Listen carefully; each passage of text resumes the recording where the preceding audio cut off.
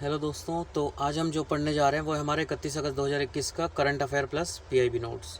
ठीक है, तो टॉपिक जो हम अंदर देख ही लेंगे। तो पहला टॉपिक जीएस पेपर 1 से है। यूनिट आप देख ही रहे हैं, पुनर्निर्मित जो जलियांवाला बाग परिसर है उसको जो दोबारा बनाया गया है उसके बारे में। ठीक है, तो संदर्भ क्या है, तो हाल ही में जो है इसका ऑनलाइन जो उद्घाटन है वो किया गया 28 अगस्त 2021 को नरेंद्र मोदी जी द्वारा। इसकी पृष्ठभूमि क्या है, तो 13 अप्रैल 1919 को जो नरसंहार हुआ था, मतलब जलियांवाला बाग आपने काफ़ी बार पढ़ ही रखा होगा, स्पेक्ट्रम में या कहीं ना कहीं पढ़ रखा होगा। तो इसको जो है इनमें जो शहीद हुए थे उनको श्रद्धांजलि देने के रूप में जो ये बाग था उसके स्मारक का पहली बार तत्कालीन जो राष्ट्रपति, जो उस समय के मतलब जो राष्ट्रपति थे, जो राजेंद्र प्रसाद जी थे, उन्होंने 13 अप्रैल 1961 को जो है इसका उद्घाटन किया था। इसके अलावा उसके बाद ही जो है 1951 1 मई को क्या किया गया, जो सेंट्रल गवर्नमेंट थी उन्होंने जो है प्रधानमंत्री की अध्यक्षता में जो जलियांवाला बाग राष्ट्रीय स्मारक ट्रस्ट इसकी जो है स्थापना की थी। ठीक है, तो जो ये ट्रस्ट थी उसमें जो मेंबर थे वो कौन कौन थे, तो सबसे पहले भारतीय राष्ट्रीय कांग्रेस के जो अध्यक्ष थे, जो पंजाब के मुख्यमंत्री, मतलब ये जलियांवाला बाग कहाँ पंजाब में ही है, पंजाब के राज्यपाल, केंद्रीय संस्कृति मंत्री और लोकसभा में जो विपक्ष के नेता हैं उनको इसमें शामिल किया गया था। ठीक है, तो देखिए दिखाया गया कैसा बना है अब।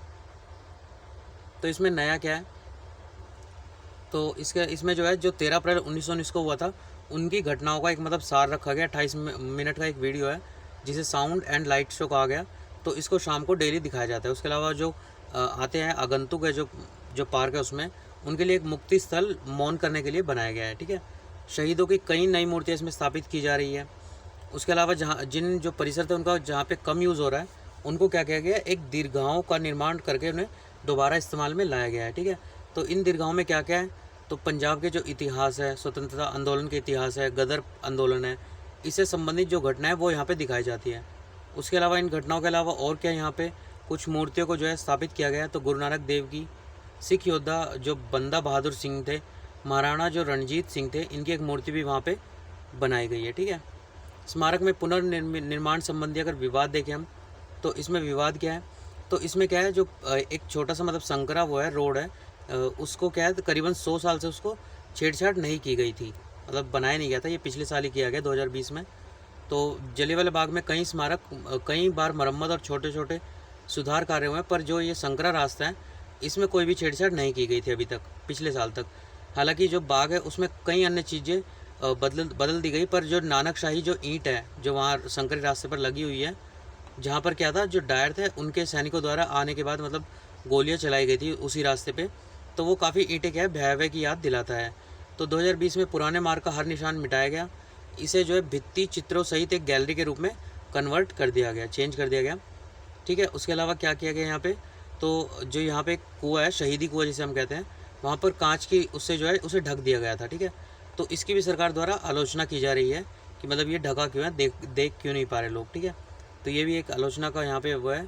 अब हत्याकांड आपको पता ही होगा, 13 अप्रैल 1919 को बैसाखी के दिन हुआ था, जहाँ पर मतलब वही जो रोलट एक्ट है और जो सत्यपाल और सैफुद्दीन किचलुआ इनको कैद में रखने की वजह से इन तीनों का मतलब वो हुआ था, एक विरोध सभा चल रही थी वहाँ पे बिल्कुल ही शांति से, अहिंसा से। ठीक है, तो वहाँ पर इन्होंने सबक सिखाने के लिए जो ब्रिटिश सरकार के जो वो थे डायर थे, जिनका पूरा नाम क्या है, Brigadier General Reginald Edward Harry Dyer, इन्होंने क्या किया, दबे पाँव आए यहाँ पे और जितने भी छोटे मोटे रास्ते थे तो आके यहाँ पे इन्होंने गोलियाँ चलवा दी। ठीक है, और इस पार्क में भागने की कोई जगह थी नहीं, तो लोग कुएं में कूद गए, कुछ दीवार पर चढ़ने की कोशिश की, पर कोई भी वहाँ पे बच नहीं पाया। ठीक है, इसका परिणाम क्या हुआ, तो जो डायर थे उनको अमृतसर का कसाई कहा गया और उन्हें कमांड से हटा दिया गया। स्पेक्ट्रम में आपने काफ़ी अच्छी तरीके से पढ़ा होगा कि वो जब अपने घर गए, वापस गए, तो उन्हें वहाँ पे पैसे के साथ जो है रिटायरमेंट दी, इस टाइप से।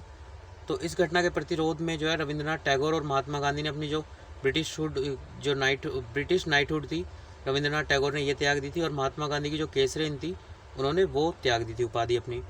1922 में कुख्यात रोलट एक्ट अंग्रेजों द्वारा जो है निरस्त कर दिया गया था। जीएस पेपर 1 से ही अगला भी, तो जो प्रतिबंध जो है नहीं किया जा सकता, मतलब आबाद संचरण पूरे देश में कहीं पर भी घूमने को जो है किसी के भी द्वारा प्रतिबंध नहीं किया जा सकता, ऐसा सुप्रीम कोर्ट ने कहा है। तो संदर्भ देख लेते हैं, तो जो महाराष्ट्र पुलिस है वहाँ महाराष्ट्र में उन्होंने एक व्यक्ति को जो है जिला बदर करने संबंधी आदेश जारी किए थे। ठीक है, तो इस पर सुप्रीम कोर्ट ने टिप्पणी करते हुए क्या कहा कि किसी व्यक्ति को देश में कहीं भी रहने या स्वतंत्र रूप से भ्रमण करने के उसके मौलिक अधिकार से वंचित नहीं किया जा सकता है। कुछ केसेस में किया भी, नीचे देखेंगे कौन से केसेस हैं। तो इस विषय से संबंधित अगर अन्य तथ्य देखें तो जिला बदर होता क्या है, एक तरह से किसी को भी मतलब एक निश्चित क्षेत्र में आवाजाही से उस पर अगर रोक लगा दी जाती है, ठीक है। इस प्रकार के आदेश जारी करने का आधार क्या होता है, तो सुप्रीम कोर्ट के अकॉर्डिंग क्या है, जो कानून और व्यवस्था बनाए रखने के लिए केवल असाधारण मामलों में ही इस प्रकार की कठोर कार्रवाई की जानी चाहिए, ठीक है। मतलब आप जैसे जम्मू कश्मीर में देख रहे होंगे। उसके अलावा भारत के राज्य क्षेत्र में सर्वत्र आबाद संचरण के अधिकार के बारे में, तो ऐसा अनुच्छेद जो 19 का 1 का डी है, इसके द्वारा ये प्रत्याभूत या फिर गिवन है, ठीक है। और ये सिर्फ भारतीयों पर लागू होता है। यह अधिकार जो है पूर्णतः क्या है, बंधन मुक्त और असीमित नहीं है, मतलब इस पर भी कुछ युक्तियुक्त प्रतिबंध लगाए जा सकते हैं, ठीक है। उसके अलावा संबंधित कार्यकारी जो प्राधिकारी होता है, ठीक है, वो क्या कर सकता है, किसी व्यक्ति को निर्वासित या जिला बदर करने की शक्ति जो उसे दी जाती है, वो ये सारे लॉज हैं इनके अकॉर्डिंग दी जाती है। महाराष्ट्र पुलिस अधिनियम MP 1951, ठीक है। उसके अलावा ये सारे भी लॉ हैं, पढ़ लीजिएगा इन्हें, ठीक है। तो इसके अकॉर्डिंग जो है अब उसको मतलब निर्बाध संचरण पे उसके रोक लगाई गई थी। तो इस मामले में जो व्यक्ति था उसको जो है जिले में प्रवेश पर उसके रोक लगाने के लिए इसका यूज़ किया गया था। और इसके तहत जो कार्यकारी अधिकारी है उसने उसको क्या करना होता है, अपनी विवेकाधीन शक्ति का वो यूज़ कर सकता है, ठीक है। हालांकि संबंधित मामले में शक्ति का जो है कानून की उचित प्रक्रिया के अनुसार नहीं किया गया, मतलब उसका विवेकाधीन का यूज़ नहीं किया गया। हाल के दिनों में जो देश भर है उसमें शक्ति के दुरुपयोग संबंधी मामले क्या है, बढ़ते जा रहे हैं। एग्जाम्पल के लिए जो प्रफुल्ल भाऊ साहेब यादव बनाम शरी के पाठक मामला है। उसके अलावा बॉम्बे हाईकोर्ट है जो इसमें फैसला सुनाया गया। यह आदेश बिना किसी आधार के पारित किया गया था और जो है इस आदेश को बिना किसी दिमाग लगाए जारी किया गया था, इसलिए यह क्या है, अमान्य घोषित कर दिया गया। अब देखिए सुप्रीम कोर्ट द्वारा जिला बदर या फिर निर्वासन के आदेश को बरकरार रखने के उदाहरण, मतलब वहाँ पे जो है निर्वासन जो ये वो था उसको निर्वासित नहीं किया, उसको हटाया नहीं गया। तो धन बहादुर घोरती बनाम असम राज्य, इसमें क्या है, जो आदिवासी उनकी पहचान की सुरक्षा सुनिश्चित करने के हेतु जो निर्वासन या जिला बदर है उसके आदेश को बरकरार रखा गया था। उसके अलावा जो यूपी मतलब उत्तर प्रदेश राज्य बनाम कौशल्या, तो इसमें क्या है, जो वेश्याएँ होती हैं उनको एक निर्दिष्ट क्षेत्र के भीतर अपना व्यापार करने और विशिष्ट क्षेत्रों में रहने या आवाजाही के लिए मुक्त संचरण पर प्रतिबंध को वैध माना गया है, ठीक है। उसके अलावा पी अरुमुघम बनाम मद्रास राज्य, तो इसमें क्या है, जो अपराधी है आदतन मतलब जो अपराध करते हैं आदतन, उनके लिए जो है निर्वास पर लगाए गए प्रतिबंधों को न्यायालय द्वारा उचित माना गया। मतलब पब्लिक में जो है मतलब डिसबैलेंस ना हो जाए, इसकी वजह से इन पर जो है रखा गया। जिला बदर या फिर निर्वासन जो है इसके संबंधित जितने भी विषय होते हैं उस पर मौजूदा विधियों के अनुसार यदि जो निर्वासन है वो करने संबंधी आदेश प्राकृतिक न्याय के सिद्धांतों के अनुरूप होते हैं तो आमतौर पर न्यायपालिका क्या करती है, इस प्रकार के निर्णयों से संतुष्ट हो जाती है। हालांकि यह देखते हुए कि प्रावधान किसी व्यक्ति की स्वतंत्रता का उल्लंघन करता है, अतः निष्पक्ष न्यायाधिकरण द्वारा स्वतंत्र जांच को अनिवार्य करते हुए इस प्रक्रिया को सही करने की जो है सख्त आवश्यकता भी है, ठीक है। अगला है जो बेसिलस कैलमेट जो BCG है, गुएरिन टीकाकरण, ठीक है। तो ये क्या है, ये जो तपेदिक या फिर TB होता है उससे निपटने के लिए जो है जो ये टीका है BCG, इसके निर्माण को 100 साल पूरे हो चुके हैं, जो कि कब बना था, 18 जुलाई 1921 को बना था, ठीक है। अब देखिए ये BCG जो वैक्सीन है ये होती क्या है, तो ये टीका यूज़ क्यों किया जाता है, तो जो TB के मरीज होते हैं, तपेदिक जिसे बोलते हैं, उसके खिलाफ इसका यूज़ किया जाता है, ठीक है। उसके अलावा जो ये जो वैक्सीन होती है वो माइकोबैक्टीरियस बोविस, ठीक है, ये क्या करती है, ये जो मवेशी होते हैं ना उनमें जो TB होता है उसके रोग का कारण होता है, जो इसके जो स्ट्रेन्स होते हैं, ठीक है, उसमें चेंज करके इसको विकसित किया जाता है। 1921 में पहली बार जो है इस वैक्सीन का मनुष्यों पर प्रयोग किया गया था। उसके अलावा जो BCG है वो TB की रोकथाम के लिए उपलब्ध एकमात्र लाइसेंस प्राप्त टीका है, ठीक है। उसके अलावा जो ये दवाई है वो उत्कृष्ट सुरक्षा रिकॉर्ड सहित विश्व में सर्वाधिक इस्तेमाल किया जाने वाला टीका है, सबसे ज़्यादा मतलब इसी का यूज होता है, जो हर साल जो है 120 मिलियन खुराक इसकी दी जाती है, ठीक है। भारत में अगर पहली बार बात करें तो 1948 में सीमित पैमाने पर इसे शुरू किया गया था और 1962 में यह राष्ट्रीय TB नियंत्रण कार्यक्रम इसका एक हिस्सा बन गया। उसके अलावा जो BCG का टीका है वो बच्चों के लिए TB के जो रोग के गंभीर रूप है उनके खिलाफ मजबूत सुरक्षा प्रदान करता है। उसके अलावा किशोरों और वयस्कों के लिए यह सुरक्षात्मक रूप से 0 से 80% तक प्रभावी होता है, ठीक है। BCG का मतलब जो छोटे बच्चे होते हैं उनको भी दिया जाता है जब पैदा होते हैं वो, है ना। अलग अलग टाइम पीरियड पे टीके लगते रहते हैं उन्हें। तो ये नवजात शिशु को श्वसन जो जीवाणु संक्रमण इन रोगों से और कुष्ठ तथा बरूली अल्सर जैसे अन्य माइक्रोबैक्टीरियल रोगों से बचाता है। ठीक है, उसके अलावा जो मूत्राशय होता है उसे कैंसर और घातक जो मेलेनोमा बीमारी है इसमें एक इम्यूनोथेरेपी एजेंट के रूप में इसका यूज़ किया जाता है। ठीक है, इसकी प्रभावकारिता की अगर बात करें तो जो BCG टीका है वो कुछ भौगोलिक स्थानों पर अच्छा काम करता है। ठीक है, जबकि कुछ स्थानों पर यह प्रभावी नहीं होता है। मतलब जो भूमध्य रेखा है उससे दूरी बढ़ने पर इसकी प्रभावकारिता बढ़ती जाती है। मतलब ठंडे देशों में ज़्यादा अच्छा काम करता है। ठीक है, जैसे कि UK, नॉर्वे, स्वीडन, डेनमार्क, इनमें जो है प्रभावकारिता काफ़ी अधिक होती है। और भारत, केन्या, मलावी जैसे भूमध्य रेखा पर या उसके आसपास स्थित देशों में जो है इसका भार अधिक होता है। ठीक है, इसकी प्रभावकारिता में जो है कमी देखी जाती है इन देशों में जो भूमध्य रेखा के पास में है। इन क्षेत्रों में पर्यावरणीय जो माइक्रोबैक्टीरिया उसमें भी जो है अधिक मात्रा में पाए जाते हैं। ऐसा माना जाता है कि जो ये माइक्रोबैक्टीरिया होते हैं वो TB के खिलाफ सुरक्षात्मक प्रभाव में बाधा उत्पन्न करने में सक्षम होते हैं। ठीक है, ये होता क्या है TB? तो एक जो जीवाणु होता है जिसका नाम क्या है, माइक्रोबैक्टीरियल ट्यूबरक्लोसिस, इसके द्वारा जो है ये जो जीवाणु के कारण होने वाला एक संक्रामक रोग है। ये मेनली क्या करता है, जो फेफड़े होते हैं उनको प्रभावित करता है। ठीक है, पर इसके अलावा अन्य अंगों को भी प्रभावित करता है। यह बीमारी जो है जो फुफ्फुसीय TB जिसे पल्मोनरी जो TB होता है उससे पीड़ित व्यक्ति की खांसी या किसी अन्य माध्यम से वायु में बैक्टीरिया पहुँचाने से भी फैलती है। ठीक है, विश्व में चेचक, कुष्ठ, प्लेग, हैजा ऐसी अन्य ऐतिहासिक रूप से भयानक बीमारियों को या तो काफ़ी हद तक समाप्त या नियंत्रित किया जा चुका है। इसके विपरीत जो TB है वो क्या है, दुनिया भर में एक प्रमुख सार्वजनिक स्वास्थ्य समस्या बनी हुई है। ठीक है, जो WHO है, विश्व स्वास्थ्य संगठन है, उसकी एक रिपोर्ट है ग्लोबल TB रिपोर्ट।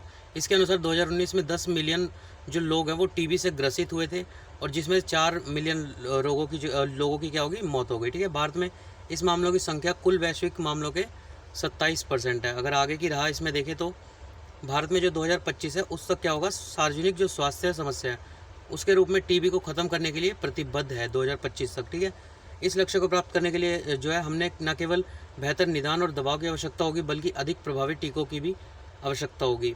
उसके अलावा जो हमारा कोविड-19 है वो महामारी से सीख गए जो सबक है उसके आधार पर वैक्सीन का निर्माण करने और विशेष रूप से वैक्सीन विकसित करने में जो प्राप्त सफलता है उसको दोहराने और वैक्सीन इक्विटी सुनिश्चित करने में आने वाली चुनौतियों का सामना करने के लिए हमें तैयार होना आवश्यक होगा। ठीक है, इसके अलावा अगला टॉपिक है भारत द्वारा, जो यूनिट आप देख ही रहे हैं, भारत द्वारा फिलिस्तीन शांति प्रक्रिया का समर्थन। तो संदर्भ देखते हैं इसका क्या दिया गया है। तो हाल ही में क्या हुआ है, तो इसमें जो है जो भारत है उसने जो UNSC है, यूनाइटेड नेशन सिक्योरिटी काउंसिल है, उसकी बैठक में जो इजराइल और फिलिस्तीन है इनके बीच शांति प्रक्रिया जो शुरू हुई थी उसको अपना समर्थन दिया है भारत ने। ठीक है, प्रमुख बिंदु क्या है, तो भारत ने जो है जो सुरक्षित, मान्यता प्राप्त और पारंपरिक रूप से सहमत सीमाएं हैं उसके भीतर अपनी भीतर और शांति और सुरक्षा के साथ इजराइल का साथ देते रहने हेतु संप्रभु, स्वतंत्र और स्वयं समर्थ जो फिलिस्तीन है वो राष्ट्र की स्थापना के लिए अपनी प्रतिबद्धता दोहराई है। ठीक है, उसके अलावा UNSC में क्या है, जो अफगानिस्तान है उसका मुद्दा भी यहाँ पे उठाया गया। तो इसमें जो तालिबान के नागरिक हैं उनकी सुरक्षा और मानवीय पहुंच की सुरक्षा गारंटी संबंधी करते हुए एक मसौदा तैयार किया गया। इस मसौदे के अकॉर्डिंग क्या होगा, जो काबुल में अभी तक फंसे हुए जो विदेशी नागरिक हैं उनको बाहर निकालने का एक समाधान के रूप में इसका यूज़ किया जाएगा। तो ऐसे में जो भारत है वो UNSC, United nation security council, उसकी अध्यक्षता इस महीने जो है समाप्त होने वाली है। ठीक है, सदस्य देशों के नाम के अग्रणी वर्णानुक्रम मतलब अल्फ़ाबेटिकली के अनुसार प्रत्येक सदस्य राष्ट्र 1 माह की अवधि के लिए जो सुरक्षा परिषद है उसकी अध्यक्षता ग्रहण करता है। मतलब भारत का पूरा हो जाएगा कार्यकाल 1 महीने का। तो इनके बीच संघर्ष, ऐतिहासिक पृष्ठभूमि, आपने इसके ऊपर काफ़ी सारे लेक्चर पढ़ चुके होंगे आप। जॉर्डन नदी और जो भूमध्य सागर है उसके बीच भूमि के एक टुकड़े को लेकर यहूदियों और अरब इनके बीच जो है 100 साल से अधिक समय से संघर्ष जारी है। 1882 से 1948 के बीच दुनिया भर के जो यहूदी हैं वो फिलिस्तीन में एकत्र हुए थे। इतिहास में इस घटना को जो है अलीहा इसके नाम से जाना जाता है। ठीक है, फिर 1917 में क्या हुआ, जो फर्स्ट वर्ल्ड वॉर था वो हुआ। उसके बाद जो तुर्क साम्राज्य है उसका पतन हो गया और फिलिस्तीन पर ब्रिटेन ने नियंत्रण कर लिया था। उस समय वहाँ पे क्या होता था, अल्पसंख्यक जो है कम मात्रा में यहूदी थे और बहुसंख्यक क्या थे, अरब निवास करते थे। इस क्षेत्र पर जो है ब्रिटेन का कब्जा होने के बाद जो फिलिस्तीन है उसमें यहूदियों को बसाने के उद्देश्य से बाल्फोर घोषणा, ठीक है, बेल्फोर डिक्लेरेशन ये जारी किया गया। जबकि उस समय फिलिस्तीन में बहुसंख्यक आबादी क्या थी, अरबों की थी। ठीक है। मतलब बाल्फोर डिक्लेरेशन क्या था कि जो जितने भी यहूदी हैं उनको लाके यहाँ पे बसाया जाए, ठीक है। मतलब नहीं है तो जहाँ भी पूरे वर्ल्ड में जितने भी मिले उनको लाके यहाँ पे बसाओ। तो इसमें जो है यहूदियों ने इस बार जो बाल्फोर घोषणा था उसका समर्थन किया, जबकि फ़िलिस्तीनियों ने इस मामले में इसे मानने से अस्वीकार कर दिया। कुछ समय पहले यूरोप में जो होलोकास्ट था उसमें लगभग 6 मिलियन यहूदी मारे जा चुके थे, ठीक है। इस कारण से एक पृथक यहूदी राज्य की मांग तेजी पर चल रही थी उस समय पे, ठीक है। यहूदियों ने जो है फ़िलिस्तीन को अपना प्राकृतिक घर बताते हुए इस पर अपना दावा किया, और दूसरी ओर अरबों ने भी अपनी ज़मीन को नहीं छोड़ा और अपना दावा कायम रखा। अंतर्राष्ट्रीय समुदाय ने जो है यहूदियों का समर्थन किया। 1947 में क्या हुआ, जो संयुक्त राष्ट्र है उसके द्वारा फ़िलिस्तीन को एक पृथक यहूदी देश और अरब देश में जो है विभाजित करने के पक्ष में मतदान किया, जिससे जो यरूशलेम एक अंतर्राष्ट्रीय शहर बना दिया गया था, ठीक है। विभाजन की इस योजना को यहूदी नेताओं ने क्या किया, स्वीकार किया, किंतु अरब पक्ष ने इसे जो है खारिज कर दिया और कभी मान्यता नहीं दी, जिसकी वजह से युद्ध जो है होते रहते हैं। इसराइल का निर्माण और तबाही, अगर बात करें 1948 में जो ब्रिटेन है उसने इस क्षेत्र पर अपना नियंत्रण वापस ले लिया और यहूदियों ने इसराइल के निर्माण की घोषणा कर दी 1948 में, जबकि जो फ़िलिस्तीन है उन्होंने इसका विरोध किया, किंतु यहूदी पीछे नहीं हटे और इसके परिणामस्वरूप दोनों के मध्य सशस्त्र जो है संघर्ष शुरू हो गया। इसराइल बाउंड्री टुडे, ये देखिए यहाँ पे दिखा रखा है, वेस्ट बैंक, जेरूसलेम, और ये इसराइल है, ठीक है। गोलान हाइट, यहाँ पे गाजा पट्टी है, गाजा स्ट्रिप, ठीक है। इसी दौरान क्या हुआ, जो पड़ोसी अरब देश थे उन्होंने भी इस क्षेत्र पर हमले किए, जो आसपास के जितने भी अरब कंट्री है वहाँ पे तो सारी, किंतु जो इजरायली सैनिक है उन्होंने इन्हें पराजित कर दिया, ठीक है। जो 6 डे वॉर है वो आपने पढ़ा होगा। इस लड़ाई के बाद हज़ारों फ़िलिस्तीनियों ने अपने घरों से पलायन करना पड़ा था। इस घटना के बाद जो अल नकबा है या विनाश है उसे कहा जाता है इस घटना को, ठीक है। लड़ाई के समाप्त होने के बाद क्या हुआ, इस क्षेत्र के अधिकांश भूभाग को इसराइल ने अपने नियंत्रण में ले लिया, ठीक है। आपने काफ़ी देखा होगा, मतलब मैप वगैरह देखे होंगे, जब अभी कुछ दिन पहले जब ये हाईलाइटेड था जो टॉपिक है।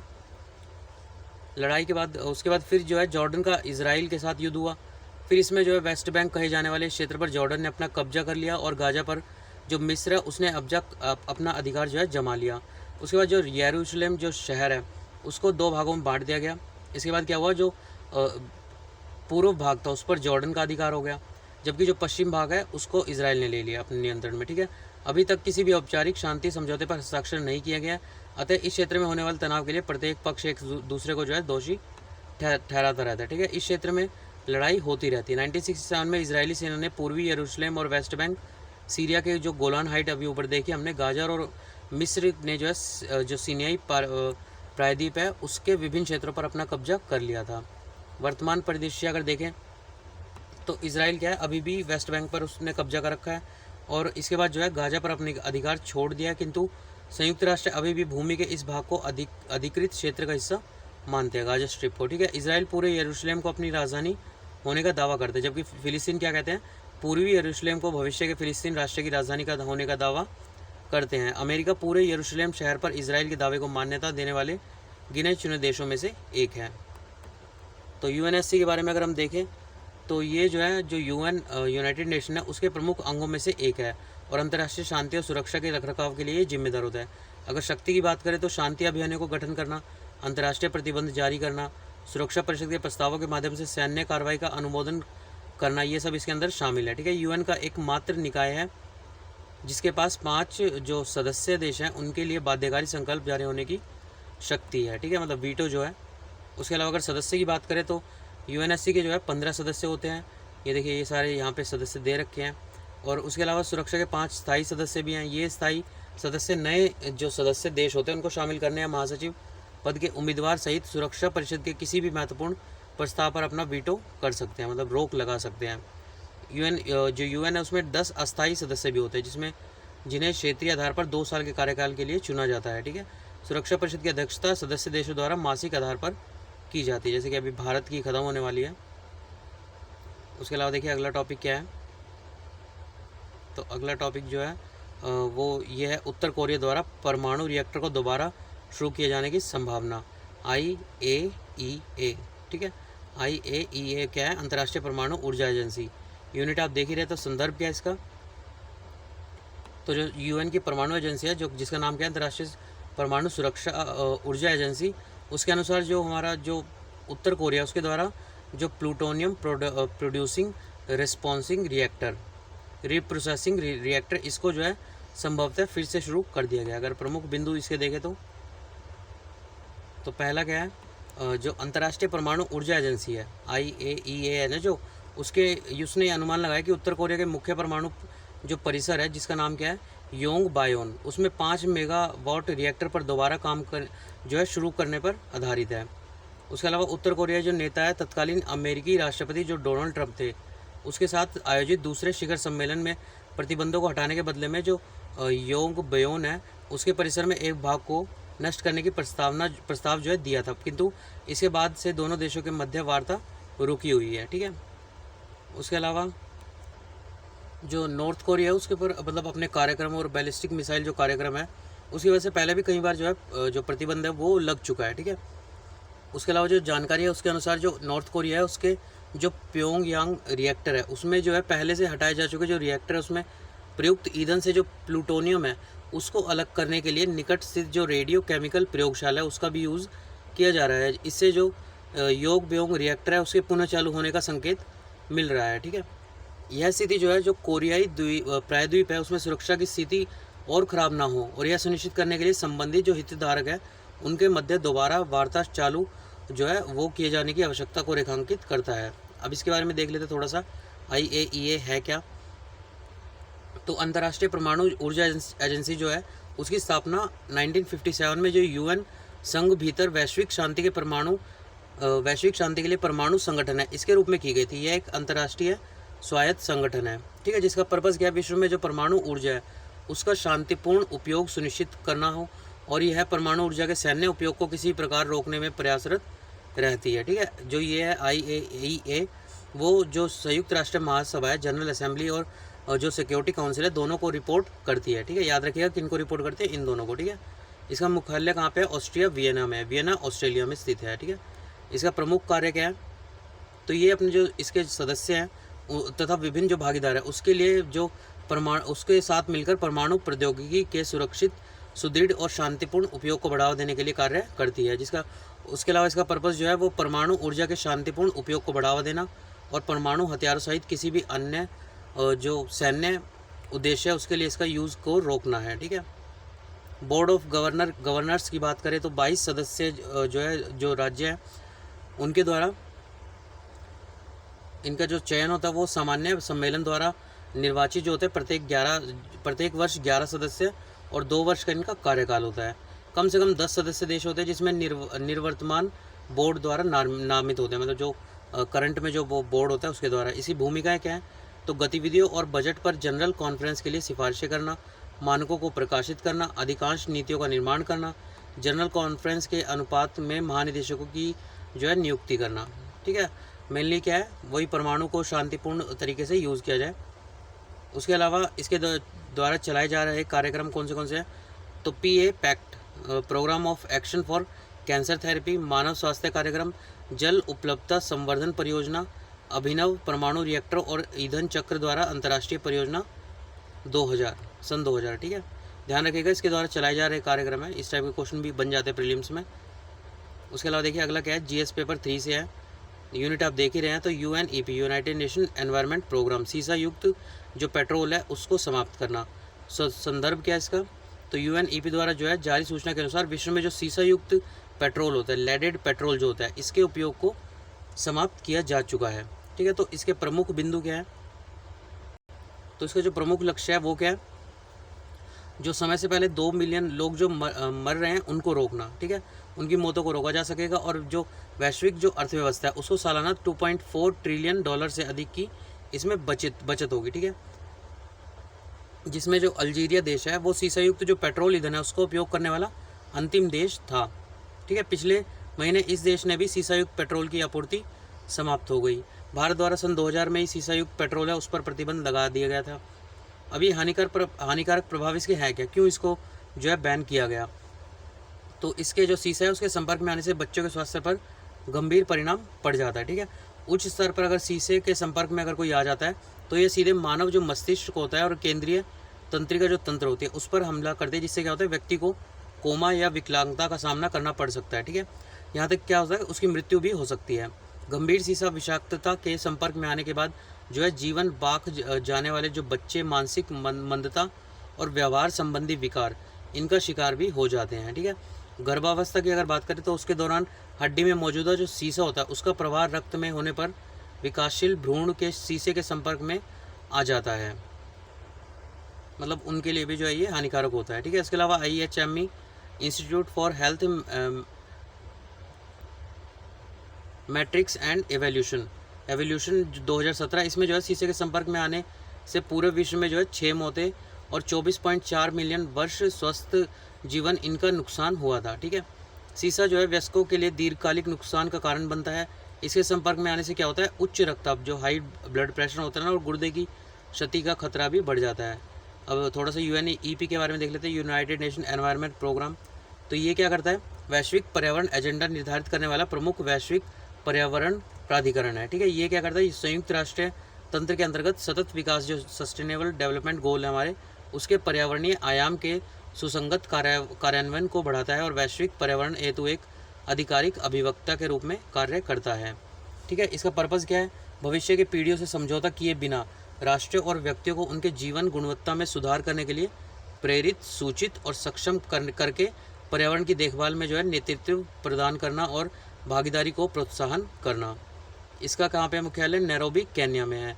UNEP के प्रमुख कार्यक्षेत्र क्या है, जलवायु परिवर्तन, आपदाएं, संघर्ष, पारिस्थितिकी तंत्र प्रबंधन, पर्यावरण प्रशासन, रसायन, अपशिष्ट संसाधन दक्षता और पर्यावरण की समीक्षा, ये सब है। ठीक है, इसके सदस्यों के जो स्वैच्छिक योगदान है उसके द्वारा वित्त पोषण किया जाता है, मतलब अपनी मर्जी से इसमें वॉलंटरी जो है पैसा आता है। तो UNEP हमारे समय की सबसे बड़ी चुनौतियों से निपटने हेतु विभिन्न राष्ट्रों और पर्यावरण जो है उन समुदायों को एक साथ लाने के लिए कई महत्वपूर्ण बहुपक्षीय पर्यावरण समझौता और अनुसंधान निकायों के सचिवालयों की मेजबानी भी करता है। इसमें सम्मिलित किया है जैविक विविधता पर जो अभी समय या फिर कॉन्फ्रेंस हुई थी। उसके अलावा देखिए ये सारी यहाँ पे दिखा रखी हैं, ये सारी जो पारा पर मिनामाता अभिसमय, वन्यजीव वनस्पतियों की लुप्तप्राय प्रजातियों में अंतर्राष्ट्रीय व्यापार पर अभिसमय, बेसल रॉटरडैम स्टॉकहोम कन्वेंशन, ये सब आपने कहीं ना कहीं पढ़ी होगी तो देख लीजिएगा।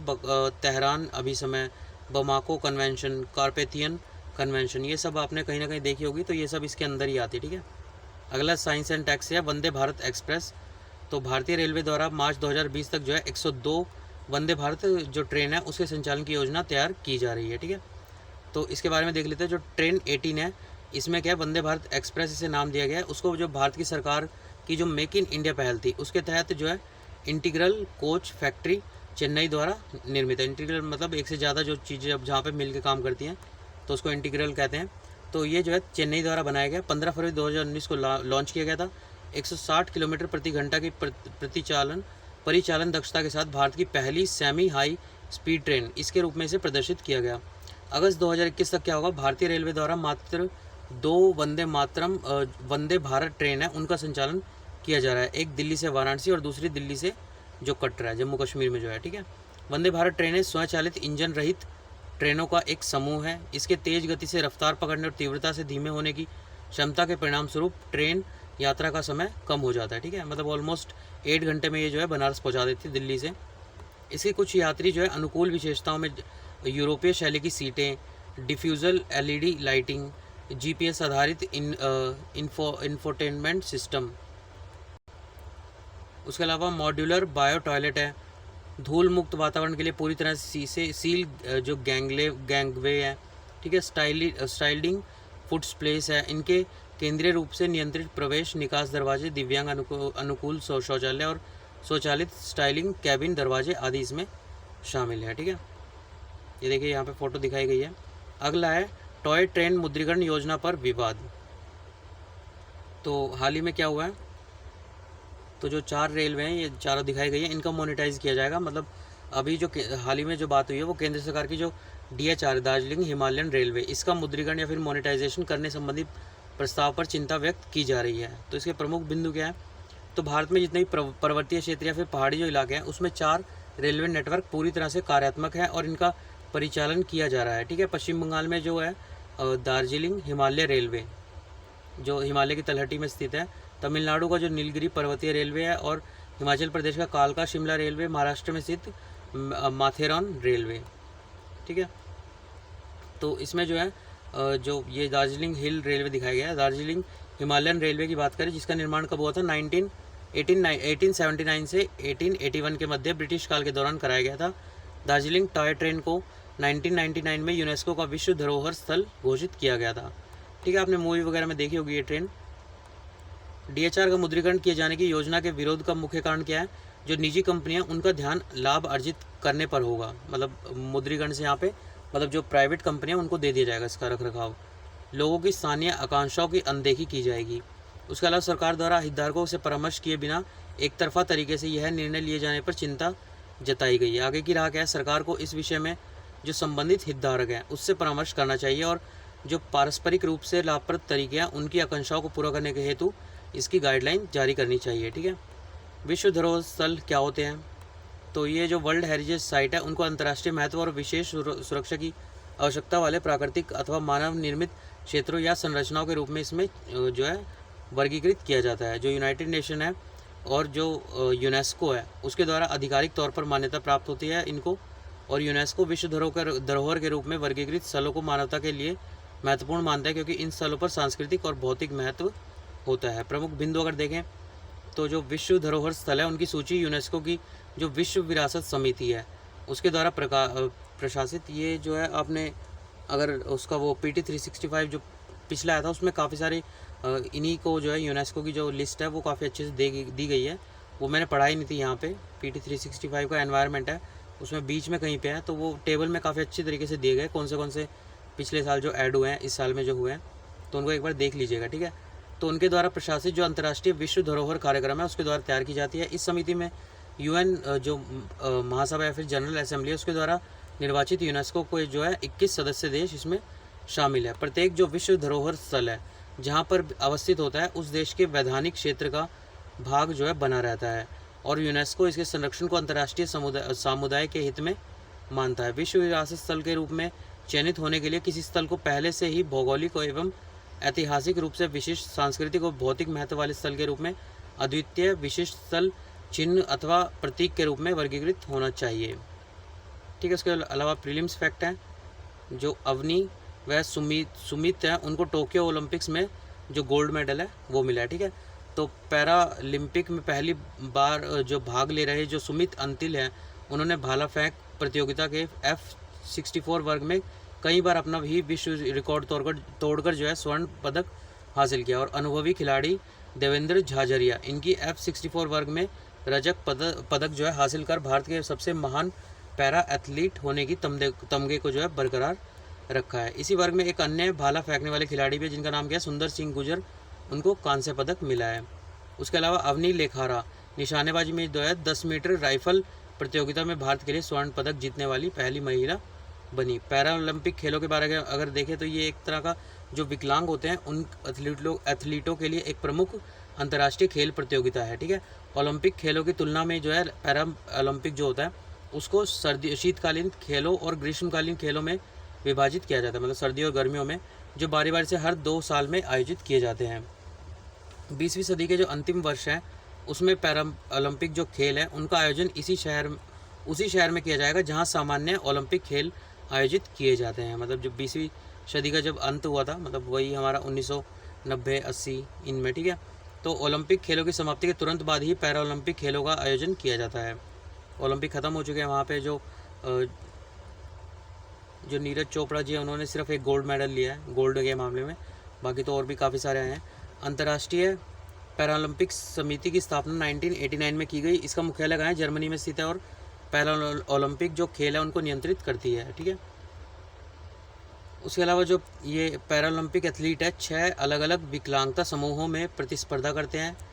किसमें? एम्प्यूटी, सेरेब्रल पॉल्सी, दृश्य हानि, रीढ़ की हड्डी में चोट, बौद्धिक विकलांगता, लेस आर्टरेस। मतलब इसमें क्या होता है? एथलीट जिनकी विकलांगता बौनेपन सहित अन्य श्रेणियों में किसी भी में भी फिट नहीं होती है।